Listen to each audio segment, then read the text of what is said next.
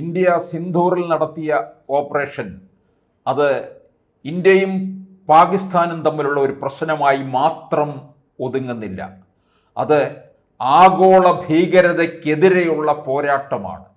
ലോകത്ത് സമാധാനം കെടുത്തുന്ന ഇസ്ലാമിക തീവ്രവാദത്തിൻ്റെ ഏഷ്യൻ പാചകപ്പുരകളിൽ ചിലതാണ് ഇന്ത്യ പൊളിച്ചു കളഞ്ഞത്. ഇതെനിയും തുടരും. ഇത് ലോക സമാധാനത്തിന് വേണ്ടിയാണ്.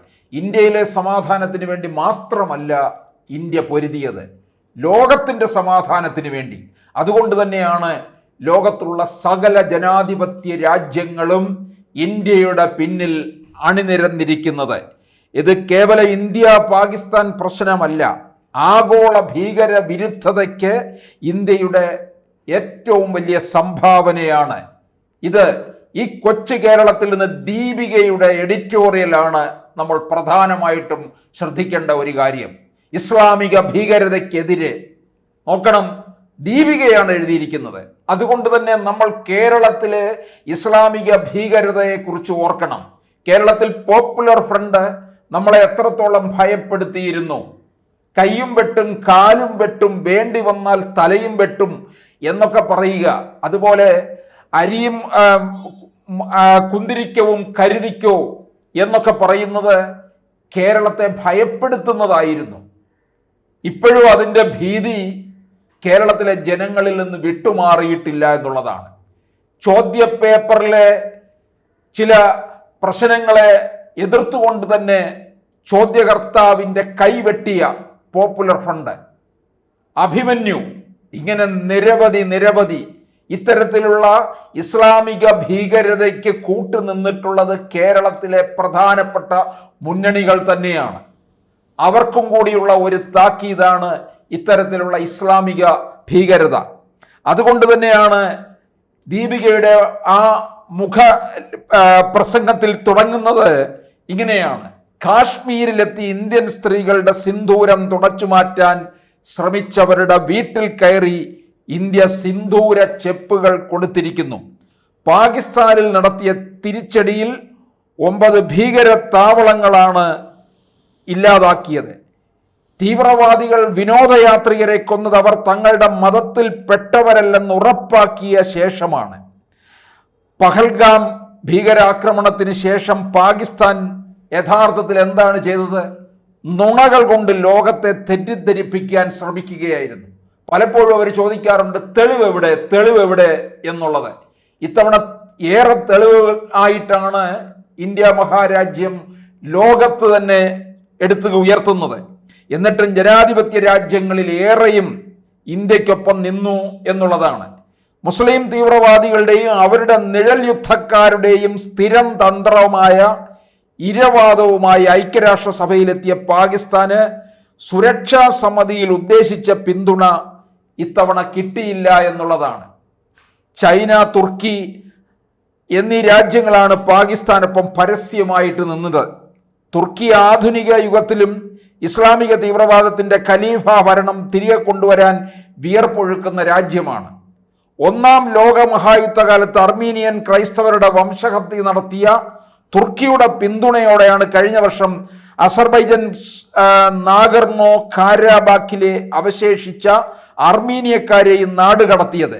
ഇസ്ലാമിക തീവ്രവാദത്തിന്റെ ഏഷ്യയിലെ സംരക്ഷകരായ കമ്മ്യൂണിസ്റ്റ് ഏകാധിപത്യ രാജ്യമാണ് ചൈന. ഒരേ നുഖത്തിൽ കെട്ടാവുന്ന ഈ 3 രാജ്യങ്ങൾക്കൊപ്പമല്ലെങ്കിലും പിൻവാതിൽ സഹായം എത്തിച്ചുകൊണ്ട് ഇത്തരത്തിലെ ഇസ്ലാമിക തീവ്രവാദത്തിന്റെ ഏഷ്യൻ പാചകപ്പുരകളിൽ ചിലതാണിപ്പോൾ ഇന്ത്യ പൊളിച്ച് അടുക്കിയിരിക്കുന്നത്. ഇത് കേവലം ഇന്ത്യ പാകിസ്ഥാൻ പ്രശ്നം മാത്രമല്ല. ഇസ്ലാമിക ഭീകര കേന്ദ്രങ്ങൾ ലോകത്ത് എവിടെ തകർത്താലും അത് സുസ്ഥിര സമാധാനത്തിന് വേണ്ടിയാണ്. ഇതാണ് ദീപികയുടെ മുഖപ്രസംഗത്തിൽ വന്നിരിക്കുന്നത്. ദീപിക ഇത്രത്തോളം ശക്തമായി എഴുതണമെന്നുണ്ടെങ്കിൽ ഇതിൻ്റെ തിക്താനുഭവങ്ങൾ ഇവർ നേരിട്ട് കണ്ടിട്ടുള്ളതും കേരളത്തിൽ പോലും നടമാടുന്ന തരത്തിലാണ് ഇസ്ലാമിക ഭീകരത. ഇത് നമ്മൾ പല കാര്യങ്ങളിലായിട്ട് കേട്ടിട്ടുള്ളതാണ്. പണപ്പെരുപ്പത്താൽ പൊറുതിമുട്ടുന്ന പാകിസ്ഥാനിൽ അരിയുടെ വില നമുക്കറിയാം. കിലോയ്ക്ക് 300 എത്തിയിരിക്കുകയാണ്. അവശ്യ വസ്തുക്കളുടെ എല്ലാം വില കയറി. തീവ്രവാദത്തെ വളർത്തുന്നതിന് പട്ടിണിയിലായ രാജ്യം ചൈന ഉൾപ്പെടെയുള്ള രാജ്യങ്ങളുടെ IMFിൻ്റെയും ADBയുടെയും വായ്പ കൊണ്ടാണ് കഴിയുന്നത്. ഒന്ന് ആലോചിക്കണം, പാകിസ്ഥാൻ പോലുള്ള ഒരു ഇസ്ലാമിക രാഷ്ട്രം ലോകത്തുള്ള മറ്റ് ചില ഇസ്ലാമിക രാഷ്ട്രങ്ങളെ കൂടെ കൂട്ടിന് വിളിക്കുന്നുണ്ട്. ഇസ്ലാമിക രാഷ്ട്രങ്ങളെല്ലാം ഒന്നിക്കണമെന്ന് പറഞ്ഞ്. ഇസ്രായേലും ഗാസയും തമ്മിലുള്ള യുദ്ധസമയത്ത് നമ്മൾ കണ്ടതാണ്, ഇറാനിലെ മതാധ്യക്ഷൻ വെള്ളിയാഴ്ച നടത്തിയ പ്രസംഗത്തിൽ പറഞ്ഞു, ഇസ്ലാമിക രാഷ്ട്രങ്ങളെല്ലാം കൂടി ഒന്നിക്കുക, എന്നിട്ട് ഈ ജൂതന്മാരെ ഭൂമിയിൽ നിന്ന് തച്ച് ഉടയ്ക്കണം, തുടച്ചു നീക്കണം എന്നൊക്കെ പറഞ്ഞുകൊണ്ട്.